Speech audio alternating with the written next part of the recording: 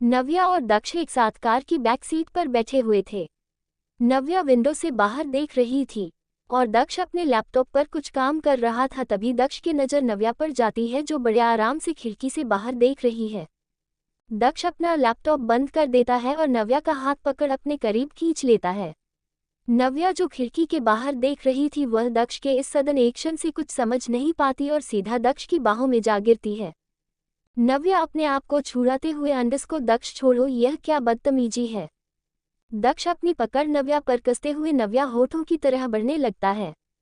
नव्या अपनी आंखें फाड़े दक्ष को देखने लगती है, फिर उसे गुस्से से अपने से दूर धकेलने की कोशिश करती है।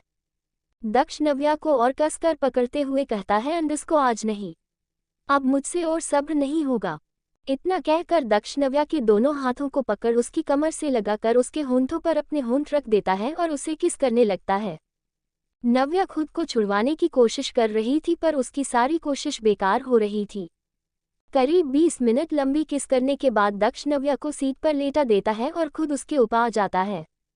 दक्ष के ऐसा करने से नव्या की आंखों से आंसू बहने लगते हैं। उसे वही सब याद आ जाता है कि कैसे इससे पहले एक बार दक्ष कार में उसके साथ इंटीमेट हुआ था। नव्या खुद को छुड़ाते हुए कहती है, अंडस को, दक्ष हम कार में ही प्लीज। नव्या ने इतना ही कहा था कि वापस दक्ष अपने होंठ उसके होंठों पर रख उसे किस करने लगता है और नव्या की आंखों से बेहिसाब आंसू बहने लगते हैं। दक्ष का हाथ अब धीरे धीरे नव्या के कपड़ों के अंदर जा रहा था, जिसे महसूस कर नव्या की सांसें तेज हो जाती है। पर तभी दक्ष नव्या से दूर होकर अपनी आंखें बंद वापस सीट पर बैठ जाता है और लंबी लंबी सांसें लेने लगता है। वही जब नव्या को अपने ऊपर से भार कम लगता है तो वो अपनी आंखें खोल देती है और देखती है कि दक्ष सीट से अपना सर टिकाकर लंबी लंबी सांसें ले रहा था। उसके बाद नव्या भी सीट पर बैठ जाती है और अपने कपड़े ठीक करने लगती है। करीब 5 मिनट बाद दक्ष अपनी आंखें खोल नव्या को देखने लगता है, जो गुस्से में उसे ही घूर रही थी। खुद को यूं घूरता देख दक्ष नव्या का हाथ पकड़ उसे अपने गोद में बिठाते हुए कहता है, अंडस को, क्या बात है बीवी, तुम मुझे ऐसे क्यों देख रही हो।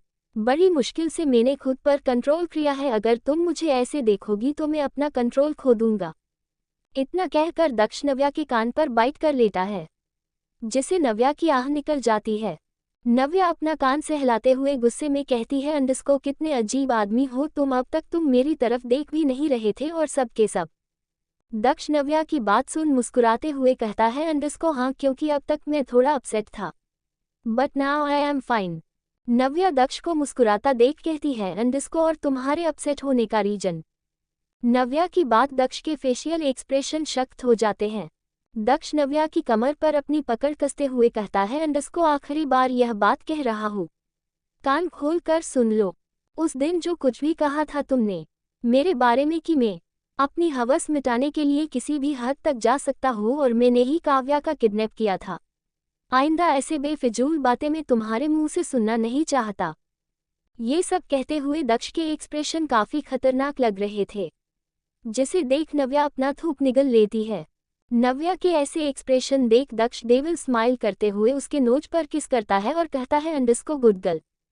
दक्ष की बात सुन नव्या अपने आप को नॉर्मल कर कहती है, अंडस को, तुम पिछले 1 हफ्ते से मुझसे इस बात पर गुस्सा थे, तो फिर अब तुम वापस से नॉर्मल क्यों हो गए। मैंने तो तुम्हें मनाया भी नहीं।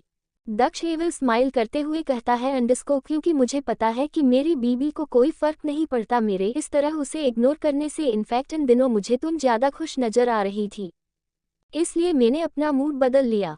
दक्ष की बात सुन नव्या अपना मुंह बनाते हुए कहती है, अंडस को, कितने अजीब हो तुम, खुद ही मुंह फूला लेते हो और खुद ही नॉर्मल भी हो जाते हो। दक्ष की नज़र नव्या पर थी, वो उसे बहुत प्यार से एकटक देखे जा रहा था। नव्या की बात सुन दक्ष हल्की सी स्माइल कर अपने दोनों हाथों से नव्या का चेहरा पकड़ उसके होंठों पर अपने होंठ रख देता है और उसे सॉफ्टली किस करने लगता है। वही ऐसा करने से नव्या की आंखें बड़ी बड़ी हो जाती है।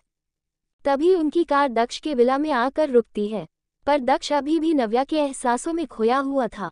मौके का फायदा कर नव्या दक्ष को धक्का देकर खुद फटाफट कार का डोर खोलकर विला के अंदर भाग जाती है। दक्ष जो नव्या की खुशबू में खोया हुआ था, वो नव्या के धक्के से संभल नहीं पाता और नव्या पर से अपनी पकड़ खो देता है, जिसका फायदा नव्या उठाकर भाग जाती है। नव्या को ऐसे जाता जाता देख दक्ष के चेहरे पर एक गहरी मुस्कान आ जाती है। तभी काव्या और विवान की कार भी विला में एंटर करती है और तीनों एक साथ विला के अंदर चले जाते हैं।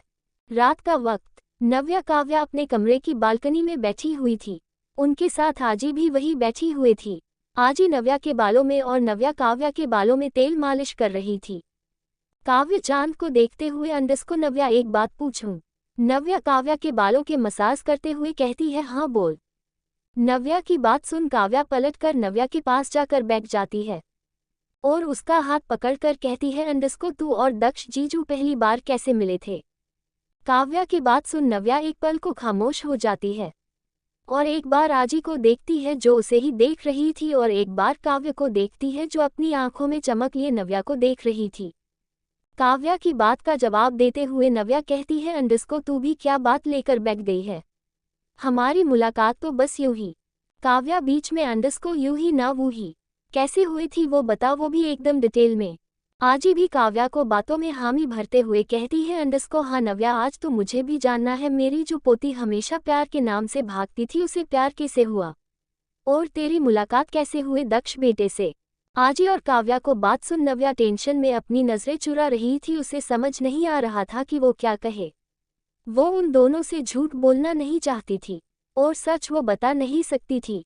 मैं बताता हूँ, पीछे से एक आवाज आती है तो तीनों पलट कर देखते हैं तो दक्ष अपने पर पॉकेट में हाथ डाल खड़ा हुआ था। दक्ष को वहां देख नव्या उसे घूरने लगती है। वही आजी दक्ष को अपनी पास बुलाकर बैठाते हुए कहती है अंडस्को ठीक है आप ही बता दीजिए दामाद जी, कैसे मुलाकात हुई आपकी मेरी पोती से? कब हुआ आपको उसे प्यार? आजी की बात सुन दक्ष नव्या की आंखों में प्यार से देखते हुए कहता है अंडस्को प्यार की शुरुआत हुई थी इनकी इन आंखों से। गहरी काली आंखें, जिसे देखते ही मैं इन आंखों में डूब गया था। दक्ष की बात काव्या आजी और नव्या भी बड़े गौर से सुन रहे थे। दक्ष नव्या की आंखों में देखते हुए अपनी बात कंटिन्यू करते हुए अंडस्को हाथों में वीणा, सफेद अनारकली सूट, कमर तक काले लंबे बाल जो बार बार इनके चेहरे को चूम रहे थे, इनकी गहरी काली आंखें और इनकी मीठी आवाज जिसने मुझे इनका दीवाना बना दिया। बस उसी दिन से मुझे इनसे मोहब्बत हो गई, वो भी इतनी ज्यादा कि अब आखिरी सांस तक कभी खत्म नहीं हो सकती। दक्ष और नव्या अभी भी एक दूसरे की आंखों में देख रहे थे। वही आजी और काव्या ये सब सुन मुस्कुराने लगती है। काव्या दोनों को यूं खोया देख खांसने लगती है जिसे नव्या का ध्यान टूटता है और वो अपनी नजरें इधर उधर घुमाने लगती हूँ। वही दक्ष अभी भी नव्या को वैसे ही देखे जा रहा था जिसे देख नव्या अपने मन में कहती है अंडस्को इसे जरा भी शर्म नहीं है, देखा तो कैसे देख रहा है मुझे आजी के सामने, पता नहीं वो क्या सोच रही होंगी मेरे बारे में। तभी आजी कहती है अंडस्को चलो ठीक है तुम बच्चे बैठो मैं चलती हूँ। इतना कहकर आजी उठकर चली जाती है। वही काव्या को काफी ऑकवर्ड फील हो रहा था इसलिए वो भी आजी के पीछे दबे पांव निकल लेती है। अब कमरे को बालकनी में सिर्फ नव्या और दक्ष ही थे। नव्या दक्ष को घूरते हुए अंडस्को तुम्हें जरा भी शर्म नहीं आती आजी और काव्या के सामने इस तरह बात करने में? दक्ष मुंह बनाते हुए कहता है अंडस्को इसमें कौन सी शर्म, जो मेरे दिल में थी वो बातें बताई है, इसमें शर्म करने जैसा क्या है?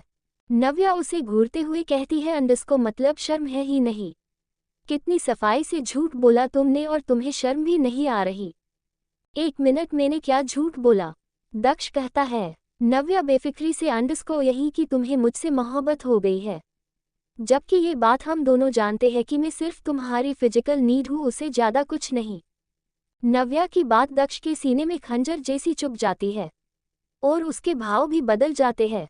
दक्ष गुस्से में वहां से खड़ा होकर जाते हुए कहता है अंडस्को यू आर राइट कि तुम मेरी फिजिकल नीड हो, पर जो मैंने कहा वो भी इतना ही सच है जितना ये है। इतना कहकर दक्ष लंबे लंबे कदमों से रूम के बाहर चला जाता है। नव्या हैरानी से उसे जाता हुए देख रही थी। दक्ष ने जाते जाते नव्या को उलझन में डाल दिया था। नव्या खुद से अंडस्को ये क्या कह कर गया? क्या ये मुझसे प्यार? नहीं नहीं, दक्ष ने खुद मुझसे कहा था मैं उसकी बस एक फिजिकल नीड हूँ उसे ज्यादा कुछ। मेहंदी और हल्दी का दिन। आज दक्ष के विला को बेहद खूबसूरती के साथ सजाया हुआ था। पूरे हॉल में yellow green and white flower की डेकोरेशन की गई थी। सारे गेस्ट भी वही मौजूद थे और उनके बीचों बीच दोनों जोड़ों को अलग अलग बिठाया गया था। एक तरफ नव्या और काव्या बैठे थे, वहीं दूसरी तरफ दक्ष और विवान उनके सामने बैठे थे। नव्या और काव्या के हाथों में ऑलरेडी मेहंदी लग चुकी थी। नव्या और काव्या ने सेम कलर का येलो लहंगा पहना हुआ था, साथ ही पिंक दुपट्टा और फ्लावर्स की ज्वेलरी, जिसमें दोनों बहुत खूबसूरत लग रही थी। वहीं दूसरी तरफ दक्ष और विवान ने येलो कलर का कुर्ता और वाइट पजामा पहना हुआ था और उसके ऊपर ग्रीन कलर की सतरी डाली हुई थी। विवान और काव्या काफी एक्साइटेड थे। वहीं नव्या और दक्ष का कुछ अलग ही हाल था।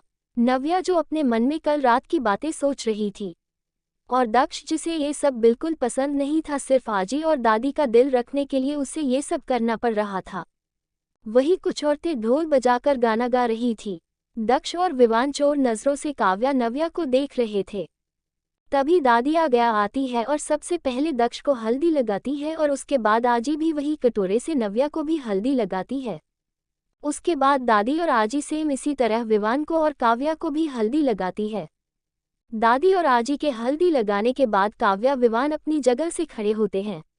विवान हल्दी लेकर दक्ष के चेहरे पर लगाता है और वही काव्या अपने हाथों से नव्या को हल्दी लगाती है, जिसे देख नव्या मुस्कुराने लगती है। विवान नव्या के पास आता है और उसको हल्दी लगाते हुए कहता है, अंडस्को वेलकम होम भाभी। उसके बाद काव्या भी दक्ष के पास जाती है और उसे हल्दी लगा देती है। बदले में दक्ष उसे स्माइल पास करता है। फिर काव्या और विवान अपने अपने जगह पर वापस से बैठ जाते हैं। उसके बाद नव्या भी अभी खड़ी होकर काव्या को हल्दी लगाती है और फिर मुस्कुराते हुए उसके माथे को चूम लेती है, जिसे देख काव्या भी मुस्कुरा देती है। उसके बाद नव्या विवान के पास जाती है और उसे हल्दी लगाते हुए कहती है, अंडस्को ख्याल रखना, मेरी बहन का जान है वह मेरी, उसे कभी कोई तकलीफ मत पहुंचाना। नव्या की बात सुन विवान कहता है, अंडस्को भाभी अब तो वो मेरी भी जान है, 2 साल इंतजार किया है मैंने उसका, आपसे वादा करता हूँ हमेशा उसका ख्याल रखूंगा। दक्ष भी अपने जगह से खड़ा होकर विवान के पास जाता है और उसे हल्दी लगाते हुए कहता है, अंडस्को हमेशा ऐसे ही मुस्कुराते रहना। जिसके जवाब में विवान उसे एक बड़ी सी स्माइल पास करता है। उसके के बाद दक्ष काव्या के पास जाता है और उसका हाथ पकड़ उसे विवान के पास बैठा देता है। सब दक्ष को देखने लगते हैं। उसके बाद दक्ष काव्या को हल्दी लगाते हुए कहता है, अंडस्को अगर कभी भी इसमें तुम्हें परेशान किया तो तुम मुझे बताना, मैं इसकी अकल ठिकाने लगा दूंगा। दक्ष की बात सुन सब जोर जोर से हंसने लगते हैं। वही विवान अपना मुंह बनाकर दक्ष को देखने लगता है।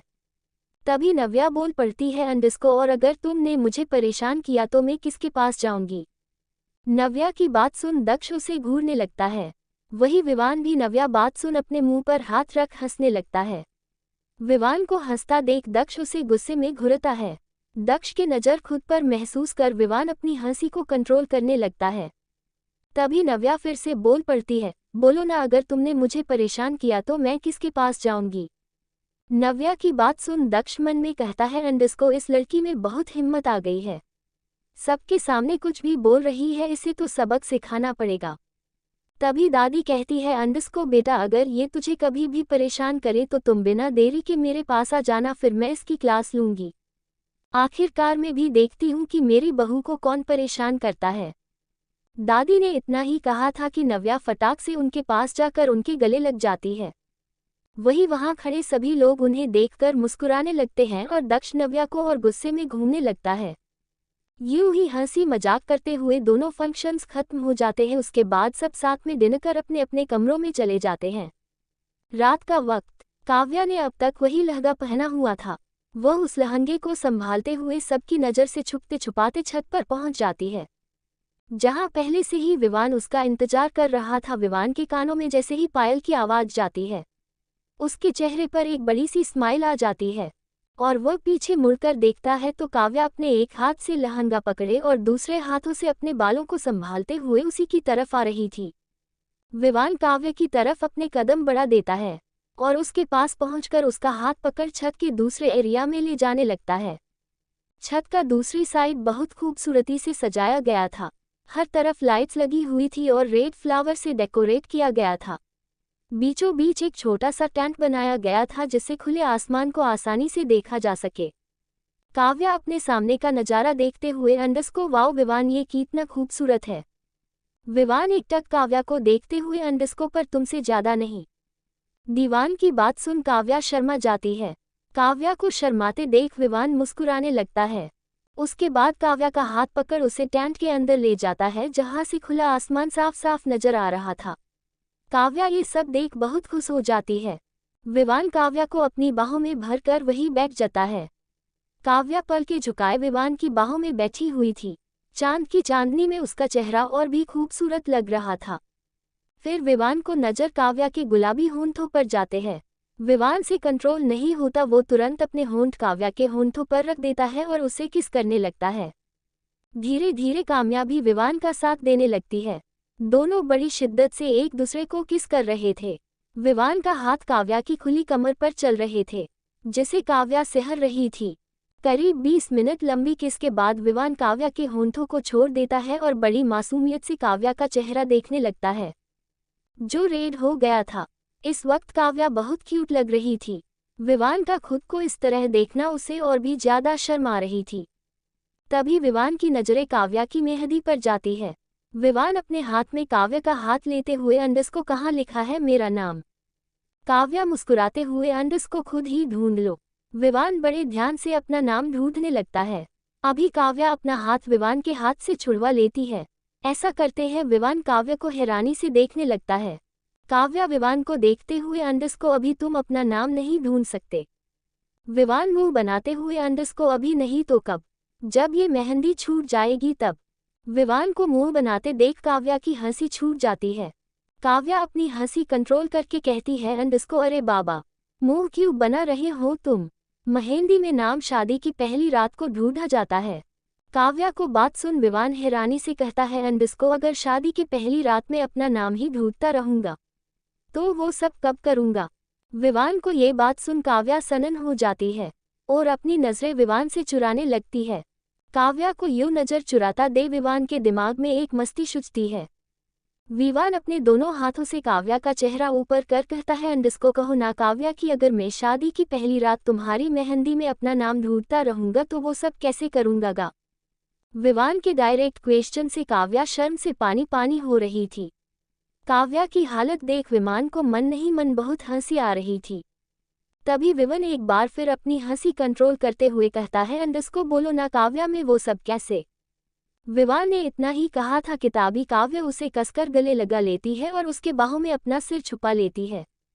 और फिर काव्या कहती है अंडरस्को प्लीज चुप हो जाओ, अब मैं और नहीं सुन सकती। विवान अपने दोनों हाथ से काव्या को कसकर पकड़ते हुए कहता है अंडरस्को आज तो मैं सिर्फ कह रहा हूं तो तुम्हारी हालत ऐसी हो गई है। जब कल मैं वो सब करूंगा तुम्हारे साथ वो सब बेड पर तब तुम कैसे बर्दाश्त कर पाओगी। विवान की बेशर्मी भरी बातें सुनकर काव्या के कान लाल हो गए थे, पर विवान पर मानो कोई असर ही नहीं हो रहा था। फिर विवान काव्या को खुद से अलग कर उसके हिलते होंठों पर एक बार फिर से अपने गर्म होंठ रख देता है और उसे किस करने लगता है। काव्या भी विवान का साथ देने लगती है और दोनों एक दूसरे में खो जाते हैं। दूसरी तरफ नव्या अपने कमरे की बालकनी में बैठी हुई थी और चांद को निहार रही थी। उसने भी अभी तक वही हल्दी के कपड़े पहने हुए थे। तभी नव्या को अपने गले पर किसी की गर्म सांसें महसूस होती है और वैसे ही अपनी आंखें बंद कर लेती है। नव्या अपनी आंख बंद कर कहती है अंडरस्को दक्ष। नव्या के मुंह से अपना नाम सुन दक्ष के फेस पर एविल स्माइल आ जाती है। दक्ष एविल स्माइल करते हुए अंडरस्को मेरे टच और मेरे प्रेजेंस को अच्छे से पहचानने लगी हो बीवी। नव्या गहरी सांस लेकर अपनी आंखें खोल कहती है अंडरस्को नेगेटिव एनर्जी अगर आसपास हो तो किसी को भी आसानी से पता चल जाता है। नव्या की यह बात सुन दक्ष के चेहरे से स्माइल गायब हो जाती है। दक्ष थोड़ा सीरियस टोन में अंडरस्को लगता है मेरी बीवी में कुछ ज्यादा ही हिम्मत आ गई है, तभी तो जब देखो तब कुछ न कुछ कहती रहती है जैसे आज तुमने सबके सामने कहा। दक्ष की बातों का जवाब देते हुए नव्या कहती है अंडरस्को हाँ मुझ में बहुत हिम्मत आ गई है, क्योंकि अब मैं वो पुरानी वाली बेबस नव्या नहीं हूँ और अब ना ही तुम मुझे मेरी फैमिली को लेकर ब्लैकमेल कर सकते हो। दक्ष नव्या के बालों को स्मेल करते हुए अंडरस्को और ऐसा तुम्हें क्यों लगता है। नव्या झट से कहती है अंडरस्को क्योंकि पहले तुम मुझे मेरी बहन और मेरी अजी को लेकर ब्लैकमेल करते थे, पर अब मेरी वही बहन तुम्हारे छोटे भाई की होने वाली बीवी है और मेरी आज ही तुम्हारी दादी की दोस्त कम बहन ज्यादा। तो अब तुम चाह कर भी उन दोनों को चोट नहीं पहुंचा सकते और मुझे ब्लैकमेल भी नहीं कर सकते।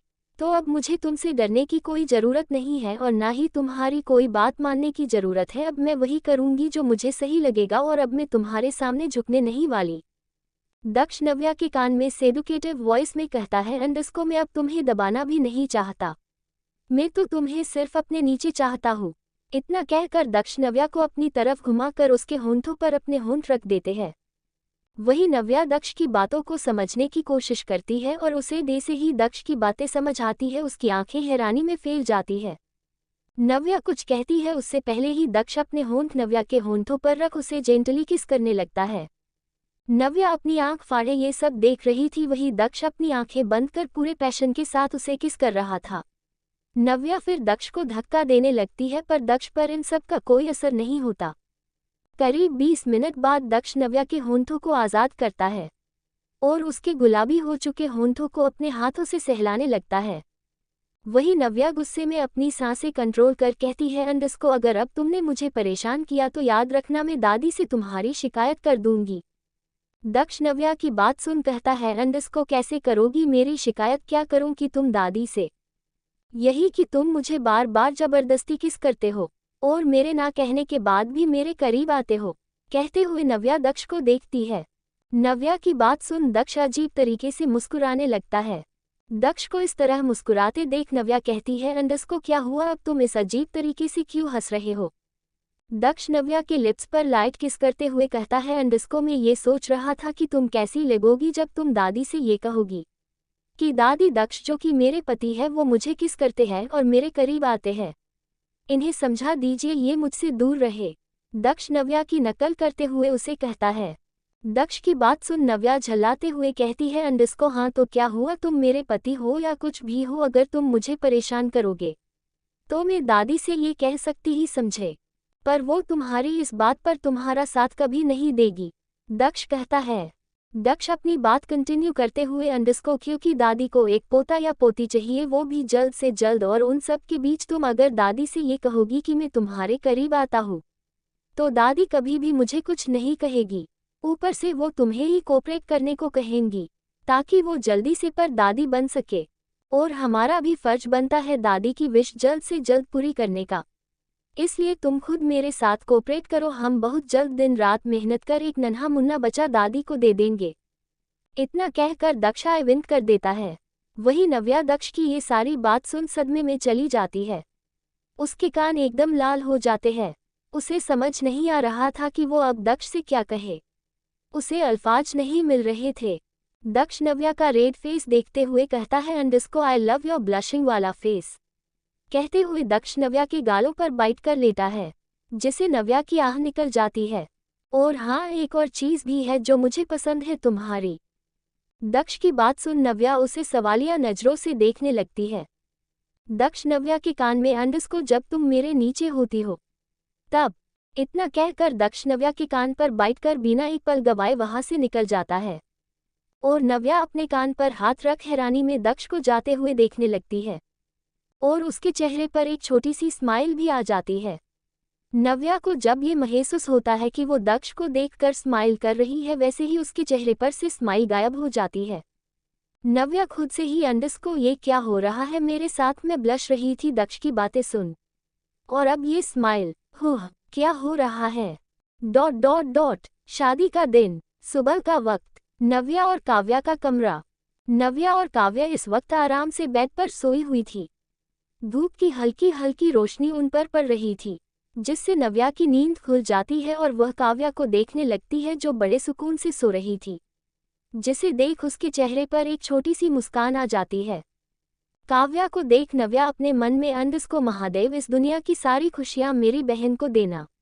आज वो अपनी जिंदगी की एक नई शुरुआत करने जा रही है, उसमें आप मेरी बहन का साथ देना और इससे ताकत देना कि यह अपनी नई जिंदगी में आने वाले सारे बदलावों को एक्सेप्ट कर सके। अभी तो इससे दक्ष की सच्चाई भी नहीं पता, और ये सच्चाई कहीं ना कहीं दक्ष के साथ उसके भाई विवान से भी जुड़ी हुई है, और अब कहीं ना कहीं मेरी बहन भी अब इन सब में जुड़ जाएगी। महादेव उसका साथ देना बस। तभी काव्या की नींद खुल जाती है और उसके नज़र नव्या पर जाती है जो उसे देखकर मुस्कुरा रही थी। काव्या अंगड़ाई लेते हुए बेड से उठती है और एक नज़र नव्या को देख कहती है, अंडस्को क्या हुआ बहन, मुझे ऐसे क्यों देख रही है सुबह सुबह। काव्या की बात सुन नव्या बिना कुछ कहे उसके गले लग जाती है। नव्या के इस सडन एक्शन से काव्या हैरान हो जाती है, पर उसके बाद खुद भी उसे कसकर गले लगा लेती है। दोनों एक दूसरे के मन की बात अच्छे से समझ रही थी। आज उनकी जिंदगी की नई शुरुआत होने वाली थी।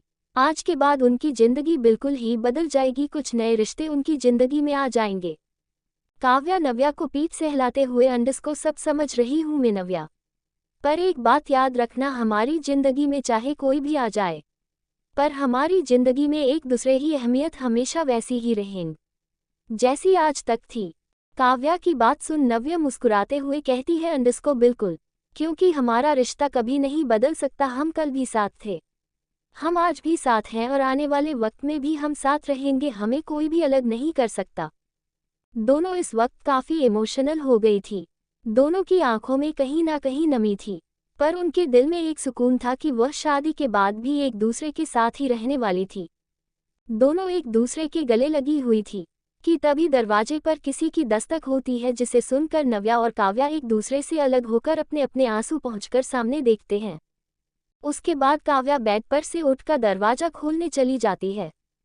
उसके सामने आज ही खड़ी हुई थी, साथ ही दो नौकरानी थी जिनके हाथ में दो बड़े बड़े थाल थे। दरवाजा खुलते ही आजी ही उन दोनों के साथ कमरे में आ जाती है। उसके बाद वह दोनों नौकरानी या वह बड़े बड़े थाल वही टेबल पर रखकर कमरे से चली जाती है। उनके जाने के बाद वापस से काव्या कमरे का दरवाज़ा बंद कर आजी के पास आकर वही सोफे पर बैठ जाती है। नव्या भी वही बैठी हुई थी। नव्या और काव्या आजी के आजू बाजू बैठी हुई थी। आजी दोनों के सर पर हाथ फेरते हुए अंडरस्को ये थाल में तुम दोनों की शादी का जोड़ा है, फटाफट पहनो और तैयार हो जाओ। इतना कहते आजी की आंख भर आती है। आजी को ऐसे रोता देख नव्या और काव्या उन्हें साइड से हग कर लेते हैं और उनकी आंखों से भी आंसू बहने लगते हैं। आजी उन दोनों को संभालते हुए अंडरस्को आज रोने का दिन नहीं है मेरे बच्चों, आज तो खुशी का दिन है। आज वो दिन है जिस दिन का सपना तुम्हारे माँ बाप बचपन से देखते आए हैं, और जब आज वो दिन आ गया है तो वही नहीं है हमारे बीच।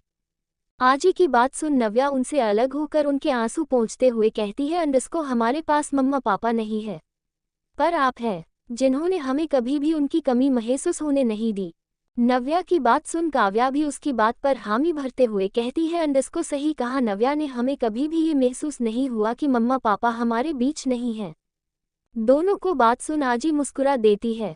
फिर आजी उठते हुए अंडरस्को ठीक है अब बहुत हो गया इमोशनल ड्रामा, अब तुम दोनों फटाफट नहा धोकर रेडी हो जाओ, पार्लर वाली आती ही होंगी। इतना कहकर आजी अपने आंसू छुपाते हुए कमरे से बाहर चली जाती है। काव्या और नव्या अपनी आंखों में आंसू लिए उन्हें जाता देखने लगती है। वहीं नीचे गार्डन में खूब जोरों शोरों से तैयारी चल रही थी। गार्डन के बीचों बीच दो बड़े बड़े मंडप बंधे हुए थे जिन्हें सफ़ेद फूलों से खूबसूरती के साथ सजाया गया था। वहां काफ़ी सारे सुंदर सुंदर लाइट्स भी लगाई गई थी जो दिन के उजाले में भी उस जगह को और खूबसूरत बना रहा था। दक्ष अपने स्टडी रूम में कुछ ऑफिस का काम कर रहा था और वही विवान भी कुछ अपने ऑफिस का काम संभाल रहा था। आजी और दादी सारी तैयारियां देख रही थी। इसी तरह देखते देखते तैयारियां करते करते पूरा दिन बीत जाता है। शाम 5 बजे दोनों जोड़े अपने अपने मंडप में बैठे हुए थे और आहुतियां दे रहे थे। पंडित जी मंत्र बोल रहे थे। नव्या और काव्या ने सेम ब्राइडल लहंगा पहना हुआ था, पिच पिंक कलर का लहंगा और सेम कलर का दुपट्टा। लहंगा दिखने में काफ़ी सिंपल था पर वो काफ़ी एलिगेंट और क्लासी लग रहा था। उसके साथ ब्राइडल ज्वेलरी और साथ ही ब्राइडल मेकअप, दोनों बहुत ही खूबसूरत दिख रही थी। दक्ष और विवान की नज़रें तो डे से दोनों पर जम सी गई थी। वही विवान ने और दक्ष ने भी सेम रूम आउटफिट पहना हुआ था, पिच पिंक कलर का कुर्ता और वाइट पजामा, उसके ऊपर सफ़ेद कलर का दुपट्टा और माथे पर पगड़ी, जिसमें दोनों भाई काफ़ी डैशिंग और हैंडसम लग रहे थे। वहां खड़ी सारी लड़कियों को नज़र उन दोनों पर ही थी। तभी फेरे शुरू हो जाते हैं। सबसे पहले दक्ष और नव्या फेरे लेते हैं। उनके फेरे स्टार्ट होते ही नव्या के दिमाग में दक्ष से हुए अपनी पहली मुलाकात नजर आने लगती है। दूसरे फेरे के साथ उसे अपने साथ की गई जबरदस्ती याद आती है और उसके आंखों से एक कतरा आंसू गिर जाता है।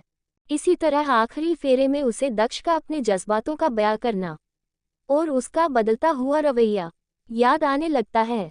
तभी उनके फेरे खत्म होते हैं और दोनों फिर से बैठ जाते हैं। उसके बाद दक्ष मंगलसूत्र नव्या के गले में पहना देता है। दक्ष नव्या को बड़े ध्यान से देख रहा था। दोनों इस वक्त एक दूसरे की आंखों में देख रहे थे। उसके बाद दक्ष सिंदूर उठाकर नव्या की मांग भर देता है, जिसके साथ ही नव्या अपनी आंखें बंद कर लेती है और उसकी आंखों से फिर से एक कतरा आंसू बह जाता है। थोड़ा सिंदूर नव्या की नाक पर भी गिर जाता है।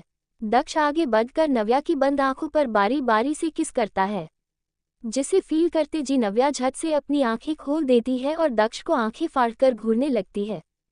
उसके बाद नव्या अपनी नजरें आसपास घूमती है, जहां सभी खड़े उन दोनों को देख मुस्कुरा रहे थे। उन सभी को देख नव्या अपनी नजरें शर्म से झुका लेती है। उसके बाद विवान और काव्या के फेरे शुरू हो जाते हैं। दोनों एक दूसरे का हाथ पकड़ वचन ले रहे थे। दोनों के चेहरे पर खुशी साफ साफ नजर आ रही थी। देखते ही देखते काव्या विवान की भी शादी हो गई। उसके बाद दोनों जोड़ों ने आजी और दादी का आशीर्वाद लिया। शादी खत्म होने के बाद वापस सब विला के अंदर चले जाते हैं। वही सारे गेस्ट भी अब जा चुके थे। रात का वक्त, काव्या और विवान का कमरा। काव्या अपने कमरे में बेड पर बच्चों बीच बैठी हुई थी और पूरे कमरे को बड़े ध्यान से देख रही थी। कमरे को लाल गुलाबों से बेहद खूबसूरती के साथ सजाया गया था। वही वॉल पर विवान ने कुछ अपनी और काव्या की फोटोज लगवा रखी थी, जिन्हें देख काव्या हैप्पी और सरप्राइज दोनों ही हो जाती है। तभी विवान कमरे में आता है, जिसे देख काव्या अपनी नजरें झुका लेती है। वही विवान काव्या की इस हरकत पर मुस्कुरा देता है। उसके बाद विवान कमरे का दरवाजा बंद कर काव्या की तरफ बढ़ जाता है। विवान के कदमों से साथ साथ काव्या के दिल की धड़कनें भी बढ़ती जा रही थी। विवान आकर बेड पर बैठ जाता है और काव्या को बड़े प्यार से देखने लगता है। काव्या अपने कमरे में बेड पर बच्चों बीच बैठी हुई थी और पूरे कमरे को बड़े ध्यान से देख रही थी। तभी विवान कमरे में आता है, जिसे देख काव्या अपनी नजरें झुका लेती है। वही विवान काव्या की इस हरकत पर मुस्कुरा देता है।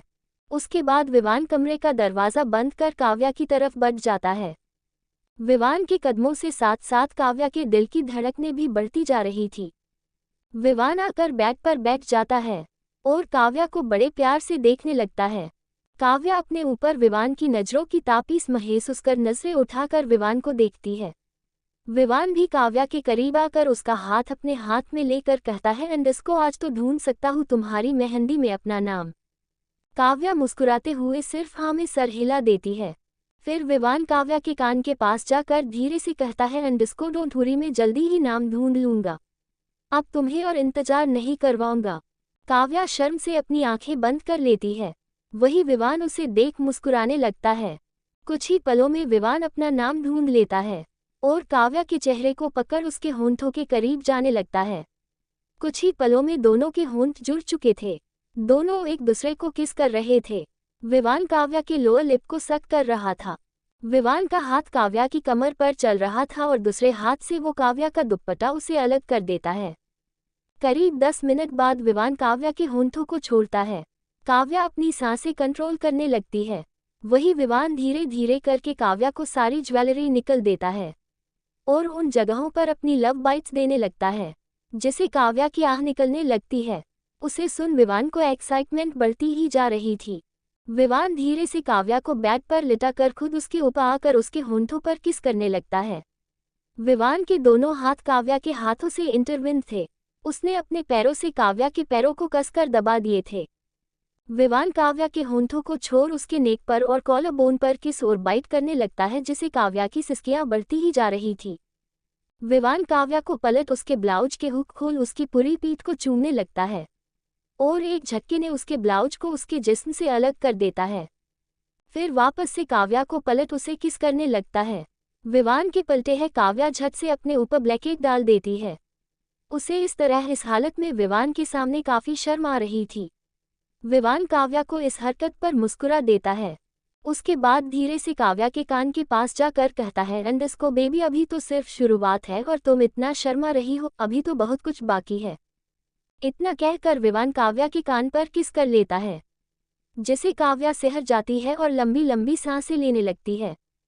उसके बाद वापस विवान काव्या के ऊपर से वो ब्लैंकेट हटा देता है और काव्या को देखने लगता है, जिसे काव्या के मुंह से सिस्त निकलने लगती है।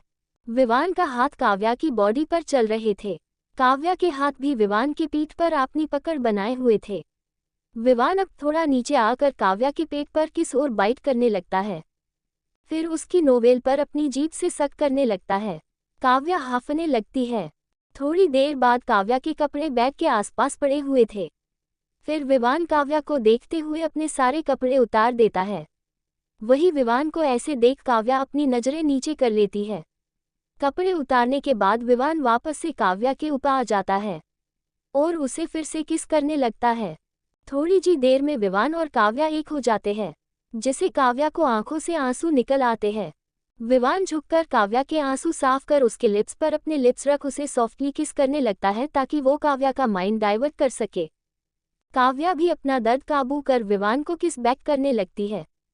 काव्या को शांत देख विवान वापस से अपना काम करने लगता है।